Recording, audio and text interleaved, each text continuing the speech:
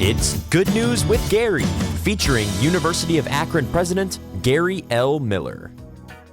Hi, everyone. I hope everyone is enjoying their summer so far. I'm excited today to have a special guest, Kate Budd, with me. Kate is professor in the University of Akron Meyer School of Art and a sculptor whose work has been shown all over the country. She's also chair of the University of Akron Faculty Senate and someone with whom I and others in the leadership team work very closely with on the most important university opportunities and challenges. Kate's journey to UA includes 3 continents and 3 U.S. states, so I'm very interested to hear about how she came to Akron, what inspires her in her teaching and her artwork, and how she came to be involved in our shared governance efforts. Kate, thanks for joining me today. Thank you for inviting me. So you do have a very interesting life story and interesting journey. Can tell us a little bit about that? So I was born in Nairobi, Kenya, and my dad was an aircraft engineer for the Royal Air Force. He and my mom, they loved to travel. He would get posted everywhere he could, moved around a lot. Then we moved back to Scotland when I was 2, so I was educated there, had a great high school art teacher, got my degree in art, but honestly I was floundering a bit. I didn't do too well in undergrad, ended up in retail. Then I made the decision I've just got to get going with sculpture. It's what I know to do. It's what I've been trained in. And after that, the opportunities just basically started coming up. And I met faculty from Southern Illinois University at Carbondale. Yeah. They suggested I apply for graduate school. So I did, and I got in. So that's how I came to the U.S. And you've been at the university now 25 years. Congratulations. By the way, you were just promoted to a full professor. Thank you. Which I know is a huge milestone. It was a huge milestone. It was an honor, too. Yeah. Tell us about that and what your experience has been like here at the university. So it's been really great. I initially taught, my first job was in Texas at the University of Texas in Austin. And it was an excellent experience, but it wasn't tenure track, and I was looking for that. So I saw the position at Meyer School of Art, and when I interviewed, it felt like home. And I felt like the students were more like me, from non-art background, first generation perhaps to university. And my colleagues were just wonderful. Like, they mentored me, they supported me. I think teaching is one of the hardest things you can do. I agree with that. It is. It's hard. It's very hard. And they helped me a lot, so it was a really good fit for me. So I want to talk more about teaching because I did it for a long time too, and it is very hard to do, and it's also very hard to explain to people outside the academy what the rewards and challenges are about that. How do you approach it? I noticed you mentioned that you struggled a bit as an undergraduate, right. And I think that's not uncommon for undergraduates. Right. I did too. But how do you approach teaching? So I try and create a space where students can feel creative.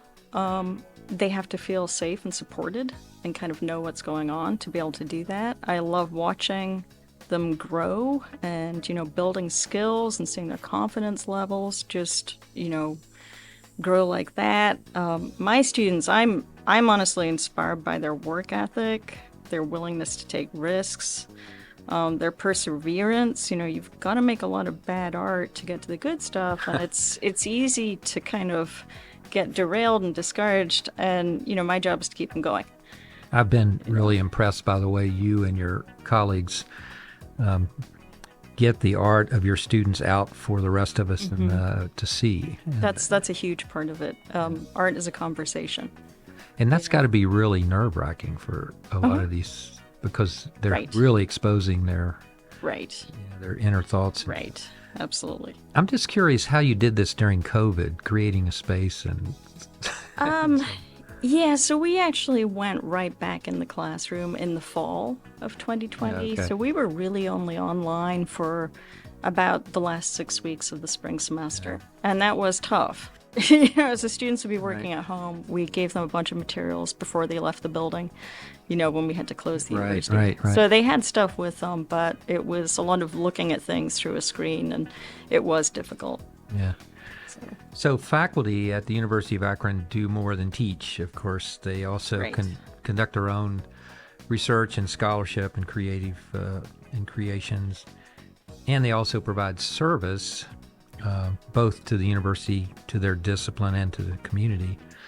So I looked at your webpage, katebud.net, and saw some of your art. I'm really interested in hearing you talk about that. Sure. So I'd always loved to draw and paint. As I said, I had a great teacher in high school. We didn't have any artists in my family, but my dad would take us to art museums, and he'd always say, one day your work's going to be in here. I was a sculpture major, and I loved it, but I was not getting good results. It just wasn't coming together for me. But I kept going. Honestly, working with my hands is how I solve problems. And my work really reflects my background growing up in Scotland. So it looks old, it looks kind of abstract in places, but you're going to see natural forms, referenced like shells, serpents, worms. And that pulls from my childhood. I roamed fields. I was pretty solitary. I grew up in the countryside. But also looking at artifacts in museums really affected me. So looking at these ancient objects, they were incredibly mysterious. I didn't know what they were for. Nobody does. And that let my imagination just take off. And I'm trying to get that sense of mystery and age into my work.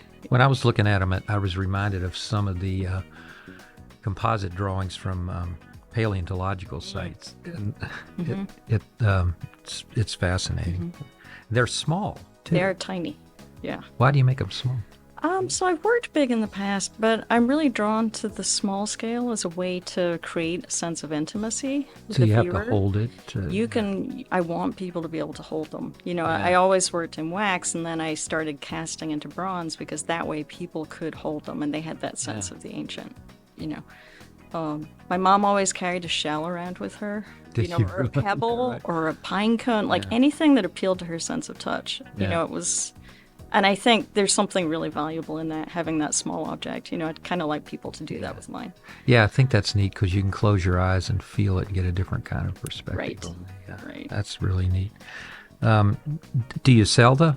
Yes. I do. I do sell them. I've got working collections, like at the Progressive Collection, Wright State University, Akron Art Museum has one of my pieces. Yeah. Fabulous. Do you have a studio at home? Yes, I do. Yeah. Yeah. You do it mainly at home, or? Mostly at home. I carve the waxes at home, and then I have a wonderful colleague, Sherry Sims, who teaches metalsmithing, and she lets me cast along with the students, or sometimes she'll come in and help me. So I cast in the metalsmithing area because they're too small to cast in sculpture. So this is probably more detailed in but I'm fascinated by this. Can you do this carvings while you're doing something else, or do you have to really focus on? No, you've got to focus. Okay. Yeah, I play music, but that's it. Yeah. Okay. Yeah. Fan. I even have to put my phone in another room, really? So I don't get distracted. That's so cool. So you and I spent a lot of time together with other faculty and staff leaders working on university issues and navigating our future. And this is really important to the entire university. And I just want to say I appreciate your work and your willingness to step up as a leader there. Thank you. What's that experience been like for you? I know it's frustrating sometimes, but... I mean, sure, but to me it's challenging and rewarding in a really good way. I'm learning about the university from a stance I hadn't seen it before. I was involved in the union leadership for about 12 years, and it was kind of time to step off. I was approached about running for faculty senate chair, and I saw it as an opportunity to really meet people across campus and learn, about the academic side that I hadn't seen before. And I really like seeing the university level perspective, so we can get into silos at times, and it's really nice to see what's happening in other departments and the overall picture. Right. So. Well, I really appreciate your work, and congratulations again on your promotion to professor, and thank you for all you do for our students at the University of Akron. Absolutely. For those of you who are interested in viewing Kate's work in person, she's participating in an exhibition at the Ohio Art Council's Rift Gallery in Columbus next winter.